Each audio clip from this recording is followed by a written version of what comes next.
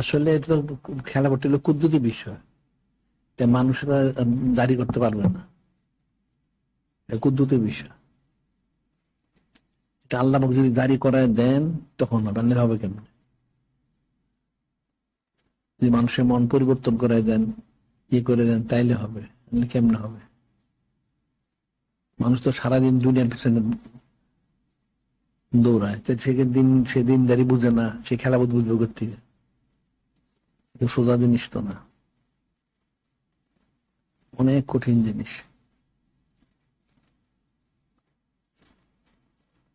এখন বিশুদ্ধ আকীদা খুঁজতে যখন কয়টা লোকের আছে, খুঁজলে পাওয়া তো মুশকিল হবে। এই যে হাদিস লা ইউমিনু আহাদুকুম, আল্লাহ নূরে মুজাসসাম হাবিবুল্লাহ হুজুর পাক লা ইউমিনু আহাদুকুম হাত্তা কুনা হাব্বা ইলাইহি, কেউ ইমানদার হবে না আমাকে তোমাদের সমস্ত কিছুতে বেশি মহব্বত করতো, দ্বন্দ্ব, টাকা পয়সা, ছেলে মেয়ে, সব থেকে কজনে মহব্বত করে? কেউই মহব্বত করে না।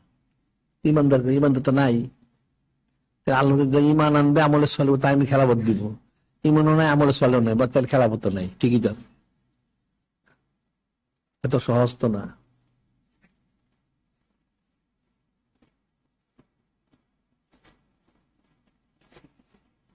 এবং খাজা সাহেব করছেন, যারা ছিল তাদের দ্বারা করাইছেন, মোটামুটি চলছে।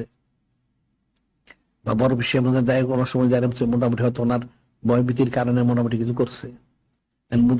উনি জাহাঙ্গীরের হেদায়ত করে মোটামুটি তার দ্বারা কাজ করাই নিচ্ছেন কিছু। তারপর তো সে বারবার খালি ডাইনামামে যাওয়ার প্রচার করছে।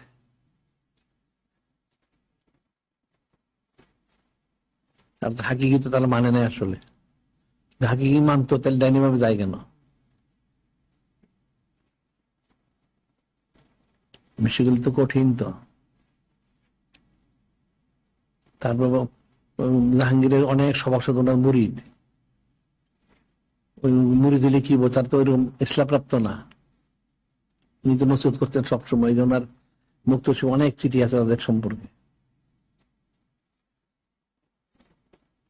চিঠি বললে বোঝা যায় যে আসলে এটা তো বিভ্রান্ত, সকল পুরা মানে নাই।